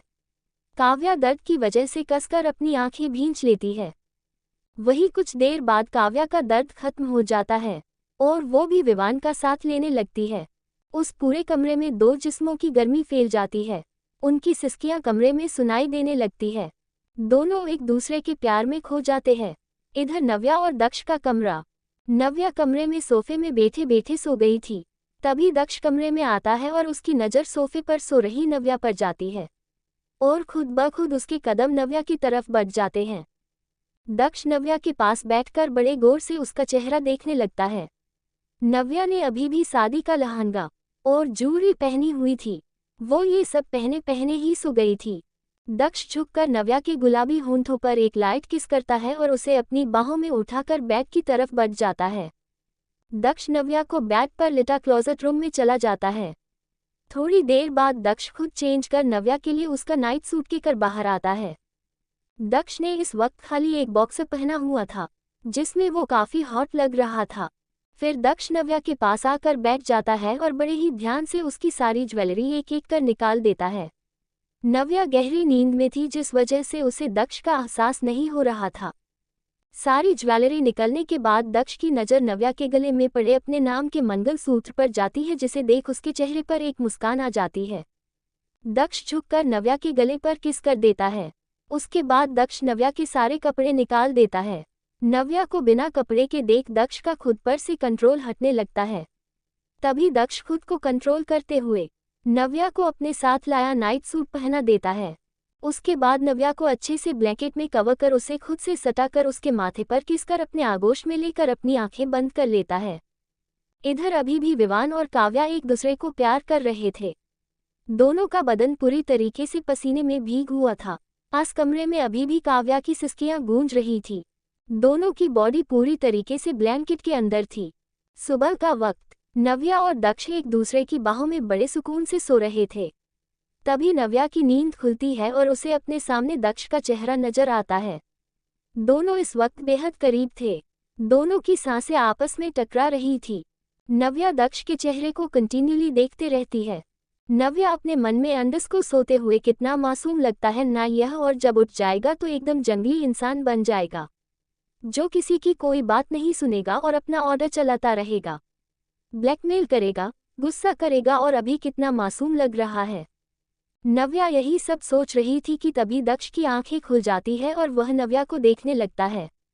दक्ष का यूं अचानक आंखें खोलने से नव्या हड़बड़ा जाती है और बेड पर से उठने लगती है कि तभी दक्ष उसका हाथ पकड़कर खींच लेता है और नव्या सीधा उसके सीने से जा लगती है। दक्ष अपनी पकड़ नव्या की कमर पर कसते हुए एक मुस्कान के साथ कहता है, अंडस को क्या बात है बीवी, सुबह सुबह मुझे ताड़ रही थी। दक्ष के बाद सुनना भी अपनी नज़र चुराते हुए कहती है, अंडस को क्या बकवास कर रहे हो, मैं तुम्हें नहीं देख रही थी। दक्ष नव्या का चेहरा अपने ओर करीब करते हुए, अंडस को मुझे झूठ बोलने वाले लोग बिल्कुल पसंद नहीं बीवी, सो डोंट लाई। नव्या झट से कहती है, अंडस को मैं सच। नव्या ने इतना ही कहा था कि दक्ष नव्या को पलट खुद उसके ऊपर आकर उसके होंठों पर अपने होंठ रख उसे शांत कर देता है। इसी के साथ नव्या की आंखें फैल जाती है और वो दक्ष के चेस्ट पर मुंह के मार उसे दूर करने की कोशिश करने लगती है। तभी दक्ष नव्या के दोनों हाथ पकड़ा उसके सिर के ऊपर कर देता है और उसे और वाइल्डली किस करने लगता है। दक्ष नव्या के होंठों को काट रहा था, जिस वजह से नव्या को दर्द होने लगता है, पर नव्या की सारी कोशिशें बेकार थी दक्ष के सामने। दक्ष अब अपना हाथ नव्या की बॉडी पर चलाने लगता है, जिसे नव्या सहने लगती है। दक्ष झट से उठकर नव्या का टॉप निकाल फिर से उसके ऊपर आकर उसके गले पर किस करने लगता है। नव्या अपनी सांसें कंट्रोल करते हुए, अंडस को दक्ष छोड़ो मुझे, अब तुम बिना मेरी मर्जी। कि मुझे नहीं छू सकते वरना। नव्या ने फिर इतना ही कहा था कि दक्ष एक बार फिर उसके लिप्स को अपने गिरफ्त में ले लेता है। नव्या छटपटाने लगती है, पर दक्ष पर इन सब को कोई असर नहीं होता। वो तो बस नव्या के एहसास में खोया हुआ था। 20 मिनट लंबी किस के बाद दक्ष नव्या के लिप्स छोड़ उसके कॉलरबोन पर अपने होंठ रख देता है। नव्या मदहोश आवाज में अंडरस्को दक्ष प्लीज स्टॉप। इस बार दक्ष नव्या को छोड़ देता है और उसका चेहरा देखता है जो लाल हो गया था। दक्ष नव्या की आंखों में देखते हुए अंडरस्को अभी तो छोड़ रहा हूं पर रात में नहीं छोड़ूंगा। वैसे भी कल रात भी तुम सो गई थी। मैं बहुत दिन से तुम्हारे करीब नहीं आया हूँ। आज रात को मुझे कोई नहीं रोक सकता, तो रेडी रहना। इतना कहकर दक्ष एक लंबी सांस लेकर नव्या के ऊपर ही लेट जाता है और अपनी आंखें बंद कर लेता है। नव्या भी दक्ष को कुछ नहीं कहती और वो भी अपनी आंखें बंद कर लेती है। आधे घंटे बाद दक्ष अपना चेहरा उठाकर एक नज़र नव्या को देखता है, फिर उसके लिप्स पर लाइट किस कर उस पर से उठ जाता है। उसके बाद वो नव्या को इसकी टॉप पहनाकर उस पर ब्लैकेट डाल बाथरूम में घुस जाता है। दक्ष के बाथरूम में जाते ही नव्या अपनी आंखें खोल बाथरूम के गेट को देखती है जो अब बंद हो चुका था। उसके बाद वो अपने आप को देखती है जिसे दक्ष ने अच्छे से कवर कर दिया था। दक्ष का ये छोटा सा गेस्चर देख नव्या के चेहरे पर ना चाहते हुए भी एक स्माइल आ जाती है। विवान और काव्या का कमरा। विवान और काव्या एक दूसरे से लिपटे सो रहे थे। उन दोनों के शरीर पर सिर्फ एक सफ़ेद ब्लैंकेट पड़ी हुई थी। विवान की आंखें घिरे घिरे खुलने लगती है और उसे अपने सामने एक खूबसूरत सा फेस दिखाई देता है जो बड़ी मासूमियत से उसके अंदर सिमट कर सो रही थी। तभी विवान की नज़र काव्या के नेक पर जाती है जहां उसके दिए लव बाइट्स थे, जिसे देख उसे कल रात के सारे हसीन पल याद आ जाते हैं। उसके बाद ही विवान की नज़र काव्या के होंठों पर पड़ती है, जिसे देख एक बार फिर से उसका गला सूखने लगता है और अगले ही पल विवान अपने होंठ काव्या के होंठों पर रख देता है और उसे धीरे धीरे सक करने लगता है। Dot dot dot dot dot. Vivaan और काव्या का कमरा। विवान और काव्या एक दूसरे से लिपटे सो रहे थे। उन दोनों के शरीर पर सिर्फ एक सफ़ेद ब्लैंकेट पड़ी हुई थी। विवान की आंखें घिरे घिरे खुलने लगती है और उसे अपने सामने एक खूबसूरत सा फेस दिखाई देता है जो बड़ी मासूमियत से उसके अंदर सिमट कर सो रही थी। तभी विवान की नज़र काव्या के नेक पर जाती है जहां उसके दिए लव बाइट्स थे, जिसे देख उसे कल रात के सारे हसीन पल याद आ जाते हैं। उसके बाद ही विवान की नज़र काव्या के होंठों पर पड़ती है, जिसे देख एक बार फिर से उसका गला सूखने लगता है और अगले ही पल विवान अपने होंठ काव्या के होंठों पर रख देता है और उसे धीरे धीरे सक करने लगता है। तभी काव्या की नींद भी खुलने लगती है। उसे अपने पर कुछ भारी सा महसूस जीता है, साथ ही उसे सांस लेने में भी दिक्कत होने लगती है। काव्या अपनी आंखें खोल आंखें फाड़े विवान को देख रही थी जो उसे बड़ी ही शिद्दत से किस कर रहा था। विवान का चेहरा देख काव्या भी घिरे घिरे शांत हो जाती है और विवान का साथ देने लगती है। काव्या का साथ पाते ही विवान उसे और पेशनेटली किस करने लगता है। करीब 10 मिनट बाद विवान काव्या के होंठों को आज़ाद करता है, जिसके बाद ही काव्या लंबी लंबी सांसें लेने लगती है। फिर विवान झटके से ब्लैंकेट हटा खुद काव्या के ऊपर आ जाता है, जिसे देख काव्या हैरानी से कहती है अंडरस्को विवान अब और नहीं, मैं ऑलरेडी बहुत थकी हुए हूँ। तुमने पूरी रात मुझे सोने नहीं दिया, अब और नहीं। काव्या को बात सुन विवान डेविल स्माइल करते हुए कहता है अंडरस्को बेबी अब आदत डाल लो इन सब चीज़ों की, रोज रात अब ऐसे ही मैं तुम्हें सोने नहीं दूंगा। विवान की बेशर्मी भरी बातें सुन काव्या शर्मा जाती है और विवान के सीने में अपना सिर छुपा लेती है। विवान काव्या को अपने से अलग कर उसकी आंखों में देखते हुए कहता है अंडरस्को मैं वादा करता हूँ तुमसे कि आने वाली हमारी जिंदगी में इतनी खूबसूरत बना दूंगा कि तुम हमेशा हंसती मुस्कुराती रहोगी। कभी भी तुम्हारी इन आंखों में आंसू नहीं आने दूंगा मेरी वजह से। विवान को यूं इमोशन बातें करता देख काव्या उसके होंठों पर अपने होंठ रख देती है और उसे किस करने लगती है। विवान भी अपनी आंखें बंद कर काव्या को रिस्पॉन्स करने लगता है। थोड़ी देर बाद वापस से उस कमरे में काव्या की सिसकियां गूंज रही थी। करीब 2 घंटे बाद विवान काव्या से अलग होता है और उसे बाहों में उठाकर बाथरूम में ले जाता है। काव्या को इस तरह विवान की बाहों में काफ़ी शर्म महसूस हो रही थी। उसके गाल गुलाबी हो गए थे, जिसे देख विवान उसके गालों पर किस कर देता है। फिर उसे गर्म पानी के बाथटब में बैठा देता है, जिसे काव्या को बहुत सुकून मिलता है और वो अपनी आंखें बंद कर वही बाथटब में लेट जाती है। वही विवान भी काव्या के साथ बाथटब में बैठ जाता है और काव्या के चेहरे को निहारने लगता है। थोड़ी देर बाद विवान काव्या को अच्छे से क्लीन कर उसे बाथ देने लगता है, साथ ही खुद भी बाथ लेकर वापस से काव्या को अपने बाहों में उठाकर कमरे में ले आता है और बेड पर बैठा देता है। दोनों ने इस वक्त बाथरोब पहना हुआ था। उसके बाद विवान क्लोजेट रूम में चला जाता है और खुद चेंज कर काव्या के लिए कपड़े लेकर आता है। काव्या उन कपड़ों को देखकर कहती है, अंडस्को ये क्या है विवान? शादी के बाद आज पहला दिन है मेरा और तुम मुझे ये दे रहे हो पहनने को। मैं आज साड़ी पहनूंगी, ना कि ये वाइट शर्ट, वो भी तुम्हारी। विवान मुस्कुराते हुए कहता है, अंडस्को तो मैं कब कह रहा हूँ कि तुम ये पहन कर नीचे आओ। तुम काफ़ी थक गई ही, इसलिए थोड़ी देर और रेस्ट करो, दिन बाद में चेंज कर नीचे आ जाना। काव्या पानी आंखें बड़ी कर, अंडस्को तुम पागल हो गए हो क्या विवान? आज मेरे ससुराल में पहला दिन है और तुम चाहते हो कि मैं घोड़े बेचकर सो जाऊं?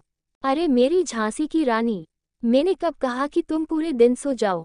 बस 2 घंटे आराम कर लो फिर नीचे आ जाना। वैसे भी ब्रेकफास्ट का टाइम ओवर हो चुका है और लंच में ही नीचे जाना, और मैं तुम्हारे लिए ब्रेकफास्ट यही मांग देता हूँ। काव्या मुंह फुलाते हुए, अंडस्को तुम्हारी वजह से लेट हो गई मैं। पता नहीं सब क्या सोच रहे होंगे मेरे बारे में कि कैसी लड़की है अब तक सो रही है। विवान शरारती अंदाज में, अंडस्को यही सोच रहे होने कि कितनी अच्छी लड़की है जो अपने पति का ख्याल रख रही होगी। फिर काव्या के कान के पास आकर अंडस्को रात में भी ख्याल रखती है और सुबह सुबह भी। इतना बोलकर विवान काव्या से दूर होकर आई विंक कर देता है। विवान की बातें सुन काव्या की हालत बहुत खराब हो चुकी थी। वो अपनी नजरें तक विवान से नहीं मिला पा रही थी। विवान ने पूरी तरीके से काव्या की बोलती बंद कर दी थी। काव्या को ऐसे देख विवान अंदर ही अंदर बहुत खुश हो रहा था। उसके बाद विवान अपने हाथ में ली हुई वो वाइट शर्ट काव्या पहना देता है। काव्या ने अभी भी अपनी नजरें नीचे की हुई थी। काव्या काफी थक चुकी थी। उसे फर्स्ट नाइट की वजह से बॉडी पर थोड़ा थोड़ा पेन हो रहा था, जिस वजह से विवान उसे हेल्प कर रहा था। विवान काव्या को एक सिंपल सा वाइट शर्ट पहनाकर उसे वापस से बेड पर लेटाकर कहता है, अंडस्को थोड़ी देर और से जाओ, फिर अच्छे से तैयार होकर नीचे आ जाना। जिसके जवाब में काव्या अपनी पलकें झपका देती है। फिर विवान उसके माथे पर किसकर कमरे से बाहर निकल जाता है। विवान के जाने के बाद काव्या फिर से अपनी आंखें बंद कर लेती है और नींद के आगोश में चली जाती है। दोपहर 12 बजे सभी लोग डाइनिंग एरिया में बैठे हुए थे और लंच कर रहे थे। सिर्फ दक्ष और विवान वहां पर मौजूद नहीं थे, क्योंकि ऑलरेडी शादी की वजह से उन्होंने अपने अपने काम पर ज़्यादा फोकस नहीं किया था और वो दोनों ही अपने अपने काम के लेकर काफ़ी सीरियस थे, जिस वजह से आज उन्हें ऑफिस जाना पड़ा। सभी बैठे लंच कर रहे थे। वही काव्या बार बार अपनी पलकें झपका रही थी क्योंकि उसे बहुत नींद आ रही थी। काव्य को इस तरह देखकर दादी, आजी और नव्या अपने मन ही मन मुस्कुरा रहे थे। उन्हें काव्या के ऐसे देख बहुत मजा आ रहा था। काव्या उन तीनों को मुस्कुराता हुआ देखकर उन्हें सवालिया नजरों से देखने लगती है। नव्या काव्या के कान में धीरे से कहती है, अंडस्को इतना लेट उठी है, उसके बाद भी तुझे अभी नींद आ रही है? क्या हुआ, रात में सोई नहीं क्या? और इतनी थकी थकी क्या नजर आ रही है? ऐसा तो क्या किया रात में कि इतनी थकान दिख रही है तेरे चेहरे पर? नव्या को बात सुन काव्या अपने नजरें इधर उधर फेरने लगती है। ये बात दादी और आजी भी नोटिस करते हैं पर कुछ कहते नहीं हैं। वो दोनों भी मन ही मन मुस्कुराने लगते हैं। लंच करने के बाद चारों मेन हॉल में बैठकर बातें करने लगते हैं। आजी थोड़ा सीरियस होते हुए नव्या और काव्या से कहती है, अंडस्को बच्चों, आज रात को ही मैं वापस बनारस जा रही हूँ। आजी की बात सुन नव्या, काव्या और यहाँ तक दादी भी शॉक्ड हो जाती है। काव्या और नव्या एक साथ बोल पड़ती है, अंडस्को इतनी जल्दी? दोनों की बात सुन दादी भी कहती है, अंडस्को बिल्कुल भी नहीं, तू इस तरह से यहाँ से नहीं जाएगी। आजी कुछ कहती उससे पहले ही नव्या कहती है, अंडस्को हाँ आजी, दादी बिल्कुल सही कह रही है, आप अभी यहाँ से नहीं जा सकती। दादी नव्या और काव्या की तरफ देखकर कहती है, अंडस्को मेरा मतलब ये था कि आशा यहाँ से अकेले बनारस नहीं जाएगी बल्कि मैं भी उसके साथ जाऊंगी। दादी की बात सुन सब चौंक जाते हैं। काव्या दादी से, अंडस्को ये क्या कह रही है आप दादी? दादी काव्या को देखते हुए कहती है अंडरस्कोर बेटा मैंने भी अपनी पूरी जिंदगी इस शहर की भाग दौड़ भरी जिंदगी में निकाल दी है। अब मैं भी एक सुकून की जिंदगी चाहती हूँ, और उस जिंदगी में मेरी बहन जैसी मेरी दोस्त मेरे साथ रहेगी। इससे अच्छी बात क्या हो सकती है। मेरी जिंदगी में मेरे पास 2 जिम्मेदारी थी, मेरे दोनों पोते, पर अब उन दोनों को संभालने के लिए तुम दोनों आ गई हो। इसलिए अब मुझे उनकी भी कोई टेंशन नहीं है। इसलिए मैं ये चाहती हूँ कि मैं अब अपना आखिरी समय शांति से बनारस में बिताऊं अपनी सबसे अच्छी दोस्त के साथ। दादी यह सब कही रही थी, तभी उन्हें सामने से एक आवाज आती है। वह आवाज सुनकर सब सामने देखते हैं। सामने दक्ष और विवान खड़े हुए थे, जो अपने ठंडे एक्सप्रेशन के साथ दादी को देख रहे थे। दक्ष दादी के पास आते हुए अंडरस्को आप अब कहीं नहीं जाएगी दादी। फिर दक्ष आजी को देखते हुए अंडरस्को और नहीं आप कहीं जाएंगी, अब से आप दोनों हमारे साथ यहाँ रहेंगी। दक्ष की बात पर विवान हामी भरते हुए कहा है अंडरस्को जी भाई बिल्कुल सही कह रहे हैं, आप दोनों यही रहेंगी और कहीं नहीं जाएगी। तभी नव्या और काव्या भी कहती है अंडरस्को हाँ आप दोनों कहीं नहीं जा रहे, अगर आप लोग यहाँ नहीं रहेंगे तो घर बिल्कुल खाली हो जाएगा। सभी एक दूसरे से बहस करने लगते हैं। दादी और आजी ने बनारस जाने की जिद लगा रखी थी, वही नव्या, काव्य, दक्ष और विवान उन्हें किसी भी कीमत में मनाने की कोशिश कर रहे थे कि वह बनारस ना जाए। सबको यूं बहस करता देख दादी जोर से चिल्लाती है अंडरस्को चुप चुप हो जाओ। दादी को यह चिल्लाता देख सब खामोश हो जाते हैं और दादी को देखने लगते हैं।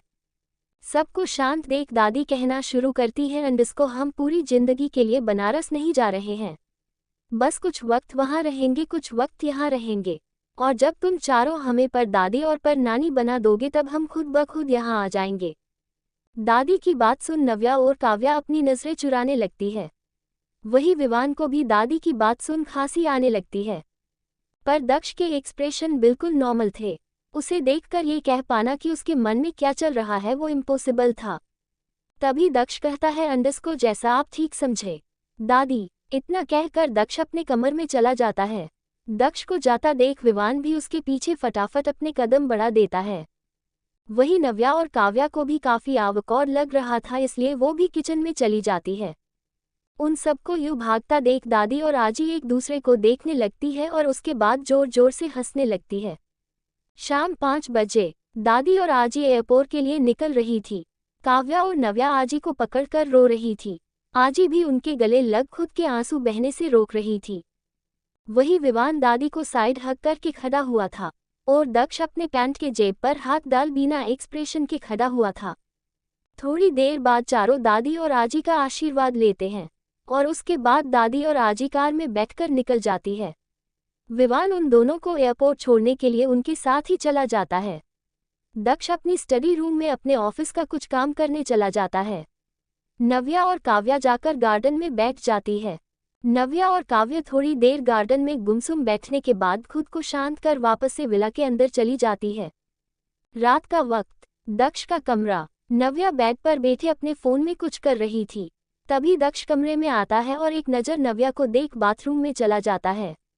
वही नव्या दक्ष को इग्नोर कर वापस से अपने फोन में बिजी हो जाती है। आधे घंटे बाद दक्ष बाथरूम से बाहर निकलता है। उसने इस वक्त सिर्फ एक टॉवल अपनी बॉडी पर लपेटा हुआ था। उसके बालों से पानी गिर रहा था जो उसे और भी हॉट लुक दे रहा था। दक्ष मिरर के सामने खड़े होकर दूसरे टॉवल से अपने बाल पोंछने लगता है। तभी नव्या की नज़र दक्ष पर जाती है और वह बस एक तक उसको देखने लगती है। दक्ष अपने बाल सुखा रहा था, उसके ऊपर की बॉडी पूरी नेक थी। उसके एटेब्स दिख रहे थे जो उसे और भी ज्यादा अट्रैक्टिव बना रहे थे, जिसे देखकर नव्या की नज़र उस पर से हट ही नहीं रही थी। वो आंखें फाड़े दक्ष को घूरे जा रही थी।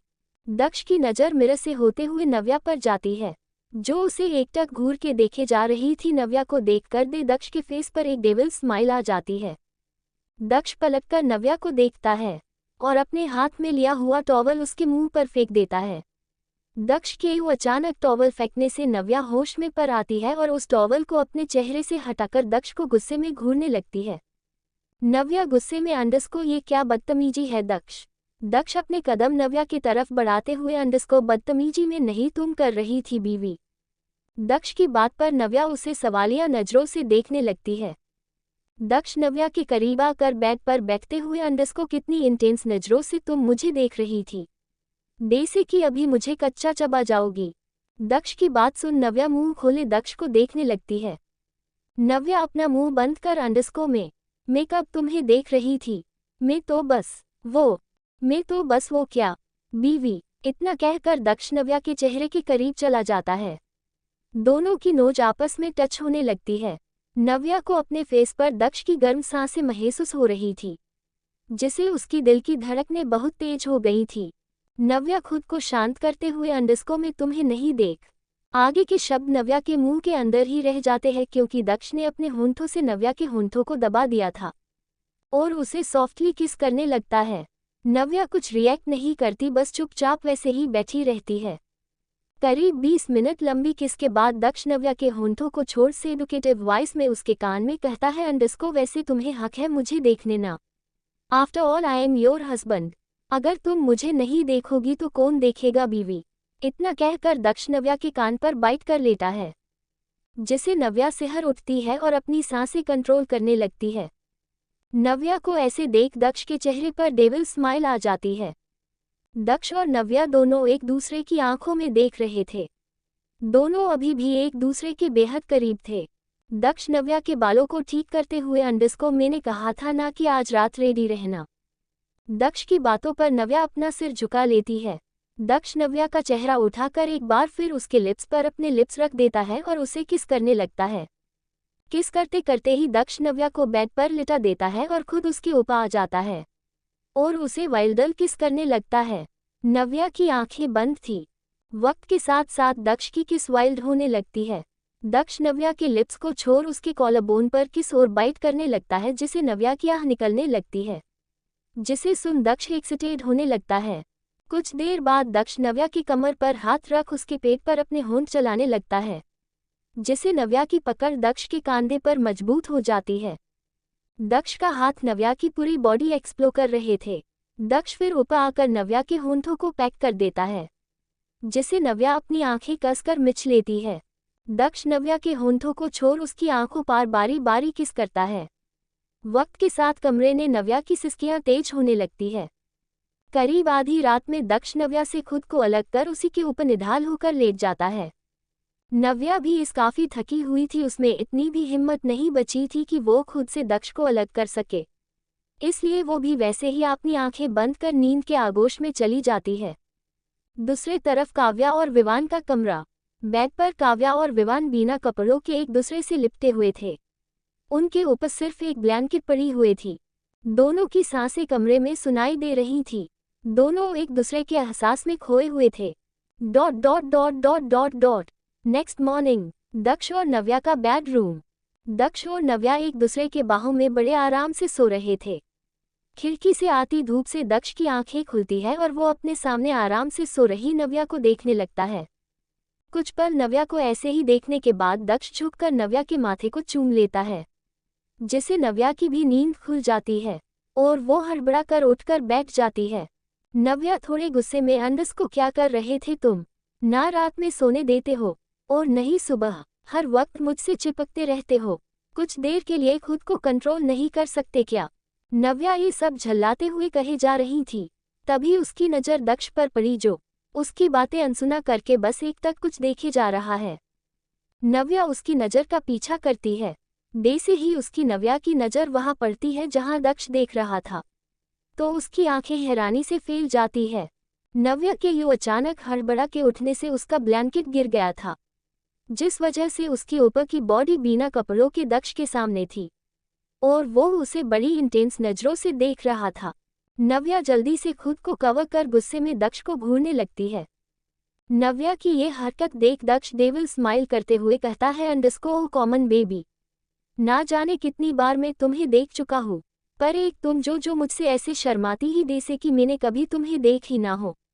फिर दक्ष नव्या की गर्दन पर अपने हाथ फेरते हुए, अंडस्को मैंने तुम्हें हर तरीके से देखा भी है और महसूस भी किया है। दक्ष की बात सुन नव्या अपनी आंखें नीचे कर लेती है। दक्ष नव्या का चेहरा पकड़कर उसे ऊपर उठाते हुए उसके होंठों पर अपने होंठ रख देता है। इसी के साथ दोनों की आंखें बंद हो जाती है। दक्ष नव्या के लोअर लिप को सक और बाइट करने लगता है। वही नव्या बस अपनी आंखें बंद कर चुपचाप वैसे ही बैठी रहती है। करीब आधे घंटे बाद दक्ष नव्या के लिप्स को छोड़ उसके माथे को चूम बेड से उतर जाता है। दक्ष को उतरते देख नव्या झट से अपनी आंखें बंद कर लेती है, क्योंकि दक्ष के बॉडी पर भी एक कपड़ा नहीं था। नव्या को ऐसे देख दक्ष डेविल स्माइल करते हुए वैसे ही बाथरूम में घुस जाता है। दक्ष के जाने के बाद नव्या अपनी आंखों से अपने हाथ हटाते हुए कहती है, अंडस को बिल्कुल भी शर्म नहीं है इस इंसान में। थोड़ी देर बाद सब डाइनिंग रूम में बैठे ब्रेकफास्ट कर रहे थे। विवान दक्ष से कहता है, अंडस को भाई आज एक बहुत इम्पोर्टेंट मीटिंग है, उसके बाद मेरी एक और मीटिंग है, तो आप ध्यान से समय पर आ जाना। मैं आपको मीटिंग का एड्रेस भेज दूंगा। विवान की बात सुन दक्ष हाँ में अपना सिर हिला देती है। ब्रेकफास्ट करने के बाद काव्या विवान से कहती है, अंडस को विवान तुम मुझे कॉलेज ड्रॉप कर रहे हो ना। काव्या की बात सुन विवान स्माइल करते हुए कहता है, अंडस को जी बीवी जी, मैं नहीं करूंगा तो कौन करेगा। तभी नव्या कहती है, अंडस को कॉलेज क्यों जा रही हो तुम काव्या। काव्या नव्या के पास जाकर उसे हक करते हुए, अंडस को बेकोज मेरा ट्रांसफर हो गया है बनारस से, ये तो मैंने सोचा आज से ही ज्वाइन कर लूँ। काव्या की बात सुन नव्या खुश होते हुए कहती है, अंडस को ये तो बहुत अच्छा किया तूने, इसी बहाने तेरा मन भी लगा रहेंगे। उसके बाद विवान और काव्या दोनों को बाय कर निकल जाते हैं। वही काव्या के जाने के बाद नव्या के फेस पर मायूसी आ जाती है, जिसे दक्ष नोटिस कर लेता है पर कुछ कहता नहीं है। उसके बाद दक्ष भी आगे आकर नव्या के होंठों पर हल्की किस कर उसे बाय कर चला जाता है। दक्ष के अचानक ऐसा करने से नव्या फ्रिज हो जाती है। फिर नव्या को होश आता है, तब तक दक्ष वहां से जा चुका था। सबके जाने के बाद नव्या भी अपने कमरे में चली जाती है। ऐसे ही पूरा दिन बीत जाता है। नव्या पूरे दिन अपने कमरे में ही रहती है। शाम 5 बजे काव्या नव्या के कमरे में जाती है तो देखती है नव्या बेड से टिककर अपनी गन देख रही थी, जो एक सीबीआई एजेंट के तौर पर नव्या के पास थी, जिसे दक्ष ने अपने पास रख लिया था और बाद में नव्या को खुद ही लौटा दी थी। काव्या नव्या के पास जाकर उसके सामने बैठते हुए, अंडस को क्या हुआ, नव्या ऐसे क्या देख रही है अपनी इस गन को। काव्या की बात सुन नव्या अपने सेंस में आती है और सीधी बैठ जाती है और उस गन को साइड टेबल के डोर में रख देती है। नव्या काव्या से कहती है, अंडस को कुछ नहीं, मैं तो बस यूं ही। तू बता कैसा गया कॉलेज का फर्स्ट डे। काव्या नव्या के कंधे पर हाथ रख, अंडस को नव्या मैंने कुछ पूछा, ऐसे क्या देख रही थी इस गन को, और तू वापस से कब अपनी जॉब स्टार्ट करने वाली है। जब से तू यहाँ आए है तब से तूने अपने काम को लेकर कोई बात ही नहीं की है। काव्या को बात सुन नव्या को अपनी और दक्ष की पहली मुलाकात से अब तक की सारी बातें याद आने लगती है, कि कैसे दक्ष ने उसे जबरदस्ती अपने कैद में रखा, उसको फिजिकली एब्यूज्ड किया, उसके बाद उसके टीम मेंबर्स को बॉम्ब ब्लास्ट में मार दिया, उसे जबरदस्ती शादी की। ये सब याद आते ही नव्या को आंखों से आंसू बहने लगते हैं, जिसे वो इतने दिनों से छुपा रही थी। आज वो सब बाहर निकल रहे थे। नव्या को रोते देख काव्या झट से उसे गले लगा लेती है और उसे चुप कराने लगती है। नव्या भी काव्या को कसकर पकड़ लेती है और फुट फुट कर रोने लगती है। काव्या नव्या को शांत कराते हुए, अंडस को शुश, नव्या क्या हुआ, तू ऐसे रो क्यों रही है। नव्या काव्या की बात का कोई जवाब नहीं देती, बस उसे गले लगाकर रोती रहती है। काव्या भी उसे वैसे ही गले लगाकर बैठी रहती है। करीब 10 मिनट बाद नव्या खुद को शांत कर काव्या से दूर होती है और अपने आंसू पोंछ लेती है। काव्या नव्या का हाथ पकड़, अंडस को नव्या अब तू मुझे सब सच सच बता, कि आखिरकार ये सब चल क्या रहा है। तेरा अचानक दक्ष जीजू से शादी करना, हमसे दिनों तक फोन पर बात न करना, अपनी जॉब कंटिन्यू नहीं करना, मुझे सब जानना है, वो भी सच सच। अब तक मैं विवान के कहने पर चुप थी, उसने कहा था वक्त आने पर तू खुद मुझे सब बता देगी, और आज मैं सब जानना चाहती हूँ। काव्या की बात सुन नव्या बेड पर से उठते हुए कहती है, अंडस को कोई बात नहीं है काव्या, मैं तो बस यूं ही। काव्या नव्या का हाथ पकड़ उसे वापस से बेड पर बिठाते हुए कहती है, अंडस को नहीं नव्या, आज नहीं।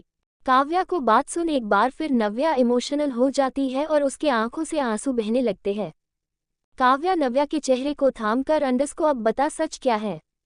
नव्या काव्या को शुरुआत से लेकर अब तक की सारी बातें बता देती है, जिसे सुन काव्या के पैरों तले जमीन खिसक जाती है और उसके आंखों से भी आंसू बहने लगते हैं।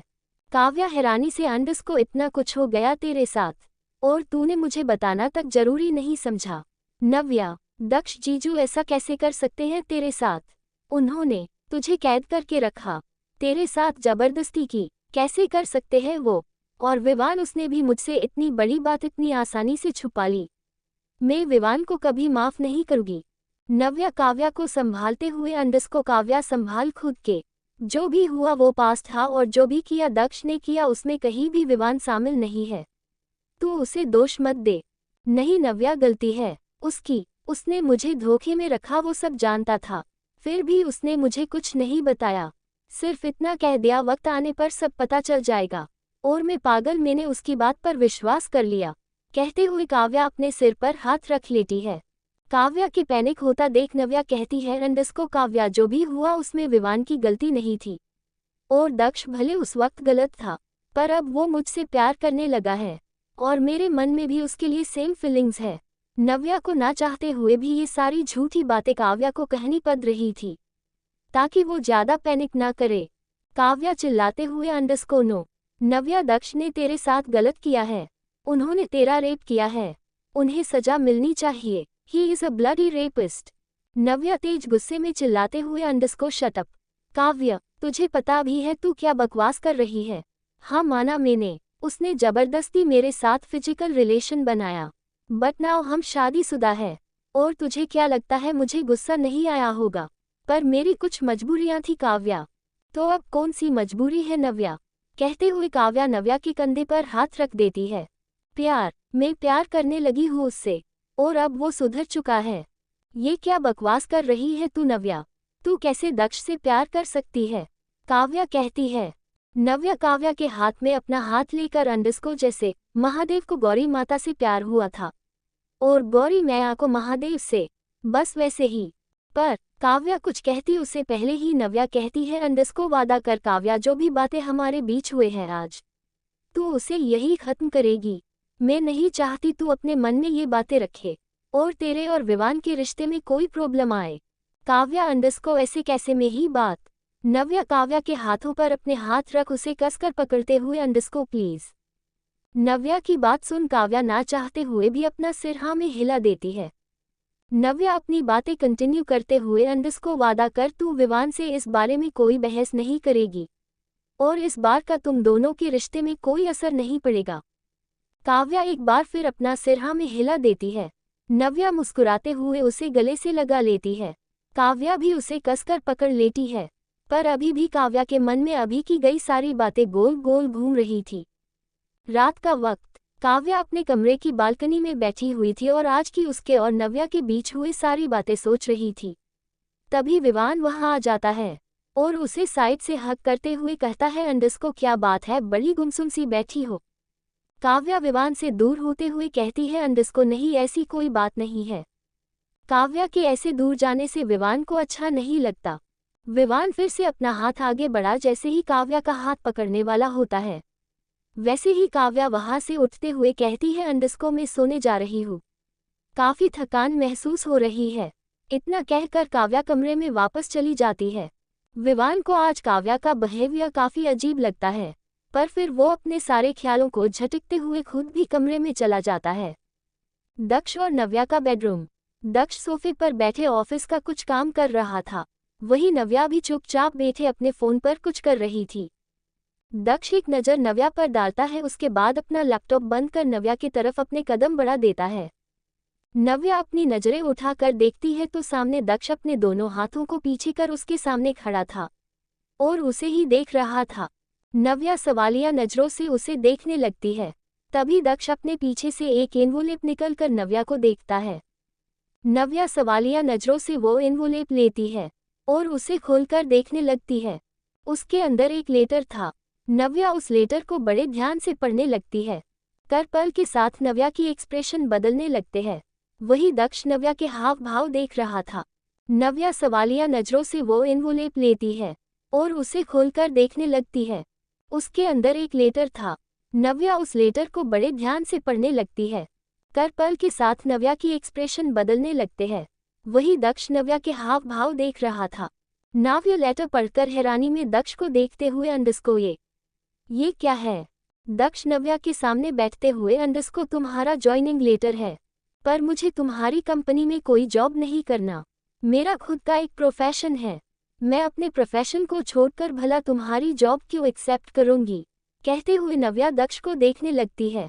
दक्ष नव्या का हाथ पकड़कर बोलता है, अंडरस्को अब तुम्हारा अपने उस पुराने प्रोफेशन में जाने का कोई रास्ता बचा नहीं है, पर अगर तुम चाहो तो मेरी कंपनी में अपनी काबिलियत के दम पर एक अच्छी सी पोस्ट पर जॉब कर सकती हो। दक्ष की बात सुन नव्या हैरानी भरे एक्सप्रेशन के साथ कहती है, अंडरस्को तुम कैसे इतनी आसानी से ऐसा कह सकते हो कि मैं अपना प्रोफेशन छोड़ दूं। वह सिर्फ मेरा प्रोफेशन नहीं, मेरी जिंदगी है, मेरा सपना है जिसे बचपन से मैंने देखा है। और सबसे बड़ी बात, मेरे पापा का सपना था मुझे सीबीआई एजेंट बनाने का। मैं उसे इस तरह नहीं छोड़ सकती हूँ। हालांकि मुझे कुछ वक्त के लिए उससे दूर रहना पड़ा, और शायद कुछ और वक्त के लिए मुझे उससे दूर रहना पड़ सकता है, पर इसका मतलब ये नहीं है कि मैं अपने प्रोफेशन को छोड़कर तुम्हारी दी हुई जॉब एक्सेप्ट करूंगी। नव्या की बात सुन दक्ष को गुस्सा आने लगता है, पर वह अपने गुस्से को दबाते हुए कहता है, अंडरस्को देखो बीवी, तुम्हारे पास इसके अलावा कोई और चारा नहीं है। अगर तुम जिद करोगे कि तुम्हें वही जॉब करनी है, तुम्हें वापस अपने उसी पुरानी दुनिया में जाना है, तो ये पॉसिबल नहीं है। तुम जितना जल्दी हो सके ये सच एक्सेप्ट कर लो। तुम जितनी जल्दी से ये बात एक्सेप्ट करोगी उतना ही तुम्हारे लिए बेहतर होगा। दक्ष की बातें सुन अब धीरे धीरे नव्या को भी गुस्सा आने लगता है। थोड़ा चीखते हुए कहती है, अंडरस्को तुम कैसे इतनी आसानी से कह सकते हो कि मैं अपना काम छोड़ दूं, अपना सपना छोड़ दूं, अपनी जिंदगी छोड़ दूं। और वैसे भी तुम्हारी वजह से पहले ही मैंने अपना बहुत कुछ खो दिया है, पर अब और नहीं। नव्या की बात सुन अब दक्ष का गुस्सा 7वें आसमान पर पहुंच चुका था। दक्ष नव्या की बाजू को कसकर पकड़ते हुए कहता है, अंडरस्को देखो बीवी, एक बार कान खोलकर सुन लो। बहुत मुश्किल से मैंने अपने गुस्से को कंट्रोल करके रखा है, और अब तुम ऐसी कोई भी हरकत मत करना कि मैं अपना कंट्रोल खो दूं। I don't want to lose it, समझी। इतना कहकर दक्ष नव्या को छोड़ देता है। दक्ष ने इतना कसकर नव्या की बाजू पकड़ी हुई थी कि उसकी आंखों से आंसू झलक आते हैं। नव्या अपनी आंखों से आंसू पोंछते हुए कहती है, अब तक बहुत कर ली तुमने अपनी मनमानी, पर अब और नहीं। अब तो तुम मेरी जान ही क्यों न ले लो, पर मैं अब अपनी बात से पीछे नहीं हटूंगी। और आज तुमने मेरे ईगो को हर्ट किया है। अब 1 हफ्ते के अंदर मैं वापस अपने जॉब को कंटिन्यू करके तुम्हें दिखाऊंगी। अगर तुमने ऐसा कुछ भी किया तो अब तुम वो देखोगी जो शायद मैं कभी तुम्हें दिखाना नहीं चाहता था। इतना कहकर दक्ष गुस्से में उस रूम से बाहर चला जाता है। नव्या अपनी भरी आंखों से दक्ष को जाता हुआ देख रही थी। नव्या अपने आंसू पोंछते हुए कहती है, अंडरस्को बहुत सह लिया मैंने तुम्हारा टॉर्चर दक्ष सिंघनिया, पर अब और नहीं। अब तक तुमने लाचार नव्या को देखा है, पर अब तुम एक मजबूर नव्या को देखोगे।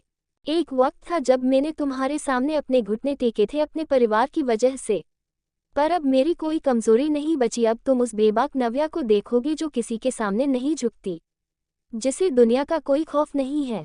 अब तुम्हारी मुलाकात होगी सीबीआई एजेंट नव्या से। नेक्स्ट मॉर्निंग, काव्या और विवान का कमरा। काव्य मिरर के सामने खड़ी होकर रेडी हो रही थी। उसने आज लाइट स्काई कलर की ऑर्गेन्जा साड़ी पहनी हुई थी, साथ ही एकदम लाइट मेकअप किया हुआ था, जिसमें वह बहुत खूबसूरत लग रही थी। तभी विवान कमरे में आता है और उसकी नज़र काव्या पर पड़ती है, जो ड्रेसिंग टेबल के सामने खड़ी होकर रेडी हो रही थी। विवान काव्य को देखता है तो उसे देखता ही रह जाता है। काव्य सिंपल से मेकअप बहुत खूबसूरत लग रही थी। तभी विवान आगे बढ़कर काव्या को पीछे से पकड़ लेता है और उसके कंधे पर अपनी चीन रख देता है। काव्या मिरर से विवान को देखने लगती है। विवान काव्या के पेट को अपने हाथों से सहलाते हुए, अंडरस्को कोई इतना खूबसूरत कैसे हो सकता, इतनी सादगी में भी तुम कहर ढा रही हो, माय डियर वाइफ। इतना कहकर विवान काव्या के गालों को अपने होंठों से छू लेता है। विवान की हरकतों को काव्या पूरी तरीके से इग्नोर कर उसके हाथों को अपने कमर से हटाकर कहती है, अंडरस्को मैं जा रही हूँ, कुछ इम्पोर्टेंट काम है, तुम रेडी होकर डाइनिंग टेबल पर आ जाओ। इतना कहकर काव्या बिना विवान को देखे अपना बैग उठाकर कमरे से बाहर निकल जाती है।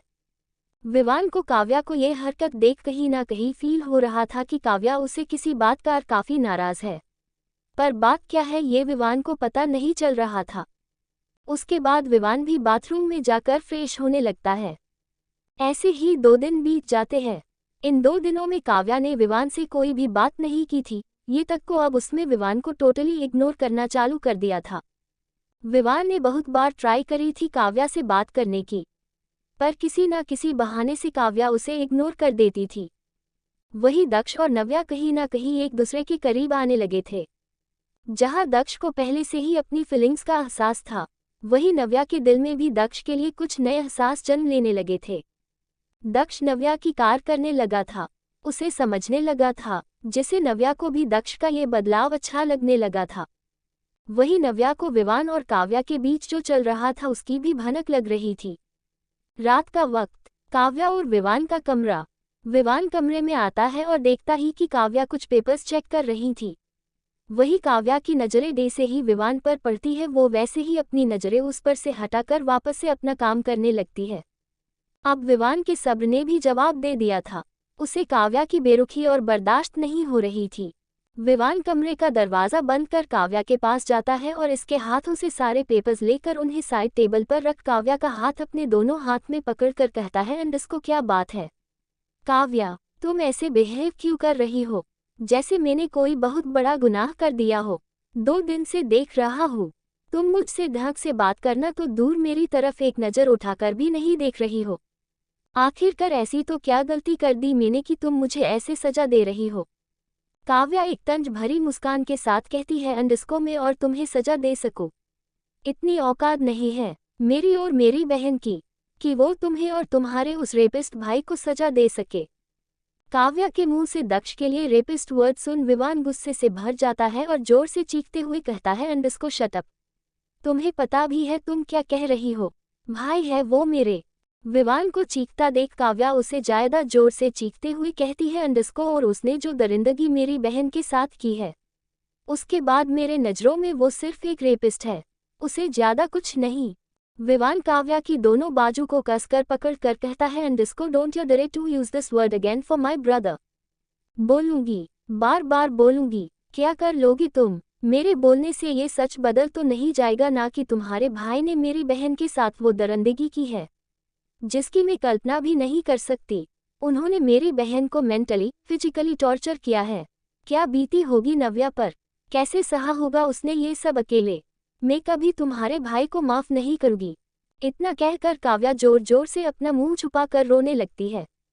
काव्या को यूं रोता देख विवान खुद के गुस्से को शांत कर काव्या को हक करते हुए कहता है, इसको आई नो काव्या भाई ने गलती की है और मैं कोई जस्टिफिकेशन नहीं दे रहा, बस इतना कह रहा हूँ भाई बहुत प्यार करते हैं भाभी से, जिसकी वजह से उन्होंने ये सब किया ताकि भाभी कभी उनसे दूर ना हो जाए। और ट्रस्ट मी भाई, में भले ही भाभी को धमकी दी होगी पर वो कभी भी तुम्हें ये आजी को हार्म नहीं करते। वो दिल के बुरे नहीं हैं, उन्हें इस दुनिया के लोगों ने पत्थर बना दिया है, उसके बावजूद वो अपनी के लिए हर मुमकिन कोशिश करते हैं कि उन्हें हर तकलीफ से बचाया जाए। विवान को बातें सुन काव्या थोड़ा शांत होती है। विवान काव्या की पीठ सहलाते हुए उसके माथे पर किस कर लेता है। काव्या अपनी नजरें नीचे कर, इसको पर तुमने मुझसे ये सब छुपा कर अच्छा नहीं किया। विवान काव्या का चेहरा अपने दोनों हाथों से पकड़ अपने तरफ करते हुए कहता है, इसको मैंने ये बात तुम्हें इसलिए नहीं बताई क्योंकि मैं चाहता था भाभी तुम्हें खुद सब कुछ बताए। काव्या, इसको चाहे जो भी हो पर तुम्हें मुझसे झूठ नहीं कहना चाहिए था। अच्छा बाबा सॉरी, आज के बाद मैं तुमसे को बात नहीं छुपाऊंगा।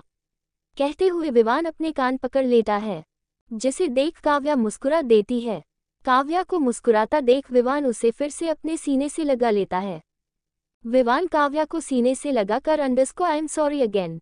अगेन क्यों? कहते हुए काव्या विवान को सवालिया नजरों से देखने लगती है। विवान, इसको मुझे तुमसे इतनी ऊंची आवाज में बात नहीं करनी चाहिए थी। काव्या बुझे हुए मन से, इसको ऊंची आवाज में तो मैंने भी तुमसे बात की, तो मैं भी सॉरी। विवान मुस्कुराकर काव्या के माथे को चूम लेता है और काव्या भी मुस्कुराते हुए विवान के गालों पर किस कर देती है। Dot dot dot dot dot. Navya और दक्ष का कमरा। दक्ष और नव्या एक दूसरे से लिपटे बेड पर सो रहे थे। उनके ऊपर सिर्फ एक वाइट कलर की ब्लैंकेट थी, इसके सिवाय उनके शरीर पर एक भी कपड़ा नहीं था। तभी दक्ष की आंखें खुलती है और उसे अपने सामने नव्या का मासूम चेहरा नजर आता है, जिसे दक्ष एकटक देखने लगता है। कुछ देर बाद ऐसे ही नव्या को देखने के बाद दक्ष नव्या के माथे को चूम बेड से उठकर नव्या को अच्छे से कवर कर बाथरूम में चला जाता है। डाइनिंग हॉल में सभी बैठे हैं, ब्रेकफास्ट कर रहे थे। आज विवान और काव्या दोनों के चेहरे पर अलग ही खुशी नजर आ रही थी, जिसे देख नव्या को भी ये विश्वास हो चुका था कि उनके बीच सब कुछ ठीक हो चुका है। वही काव्या अब तक दक्ष से नाराज थी। उसने अब तक दक्ष से कोई भी बात नहीं करी थी, जिसका एहसास कहीं ना कहीं दक्ष को भी था कि काव्या उससे बात नहीं कर रही। उसके बाद सब ब्रेकफास्ट कर अपने अपने काम पर निकल जाते हैं। सबके जाने के बाद नव्या वापस अपने कमरे में चली जाती है और कुछ देर बाद चेंज कर वापस हॉल में आती है और विला से बाहर निकल जाती है। नव्या खुद कार ड्राइव करके वहां से निकल जाती है। करीब 40 मिनट बाद नव्या को कार उसके हेडक्वार्टर्स के सामने आकर रुकती है। नव्या कार से उतरकर एक लंबी सांस लेकर अंदर चली जाती है। 1 घंटे के अंदर ही अंदर नव्या वापस से बाहर आ जाती है और वापस से कार ड्राइव करते हुए वहां से निकल जाती है। दक्ष का ऑफिस। दक्ष मिरर वॉल से बाहर देख रहा था। उसके फेस के एक्सप्रेशन काफी अलग नजर आ रहे थे, पर उन्हें देख ये समझ पाना नामुमकिन था कि आखिरकार दक्ष के मन में चल क्या रहा है। तभी दक्ष के केबिन पर कोई नोक करता है। दक्ष बिना किसी भाव के अंडस को कम। केबिन का दरवाजा खुलता है और एक बेहद खूबसूरत लड़की केबिन के अंदर आती है, जिसने ब्लैक कलर का थाई तक ब्लैक 1 पीस ड्रेस पहना हुआ था और बेहद बोल्ड मेकअप किया हुआ था, साथ ही हाई हील्स पहनी हुई थी। वो लड़की कमरे में आकर सीधा दक्ष को हग कर लेती है, पर दक्ष वैसे ही खड़ा रहता है। वो लड़की मुस्कुराते हुए underscore Daksh I missed you so much. मैं कुछ दिनों के लिए बाहर क्या गई, तुम तो मुझे बिल्कुल भूल ही गए। ना एक कॉल ना मैसेज। दक्ष उस लड़की से अंडरस्कोर आन्या तुम जानती हो, मुझे ये फॉर्मेलिटी बिल्कुल भी पसंद नहीं है। दक्ष को बात सुन आन्या मुस्कुराते हुए दक्ष के गले में बाहें डालकर कहती है अंडरस्कोर पर मुझे तो पसंद है, काम से कम मेरे लिए ही मेरे हाल चाल पूछ लेते। इतना कहकर आन्या दक्ष के गाल पर किस कर देती है। तभी दरवाजे पर फिर से किसी की दस्तक होती है। दक्ष की नज़र दरवाजे पर जाती है तो वो देखता है कि नव्या वहां खड़ी थी और उसे बड़े ही ध्यान से घूर रही थी। दक्ष को नज़रें फॉलो करते हुए आन्या की नज़रें भी गेट पर जाती है और वो नव्या को वहां खड़ा देख थोड़ा गुस्सा होते हुए कहती है अंडरस्कोर तुम्हें मैनर्स नाम की चीज़ नहीं है क्या? ऐसे बिना नोक किए तुम अंदर कैसे आ सकती हो? दक्ष आन्या को देखते हुए अंडरस्कोर आन्या स्टॉप इट।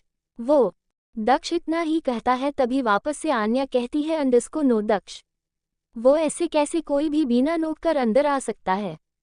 तभी नव्या को दरवाजे के पास खड़ी थी वो कहती है अंडरस्कोर आई एम सॉरी, मैं जा रही हूँ, आप लोग अपना कंटिन्यू कीजिए। इतना कहकर नव्या खुद को संभालते हुए बिना दक्ष की बात सुन वहां से निकल जाती है। दक्ष नव्या को रोकने के लिए कुछ कहता उससे पहले ही नव्या वहां से निकल जाती है।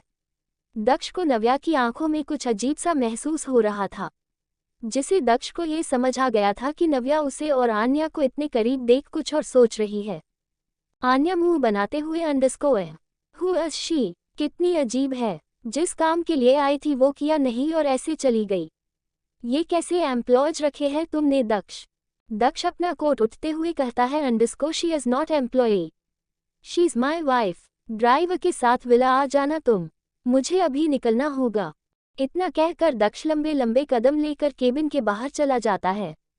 आन्या दक्ष की बातें सुन एकदम शॉक्ड हो जाती है। आन्या खुद से अंडरस्कोर दक्ष ने शादी कर ली, पर कब उसने मुझे बताया भी नहीं।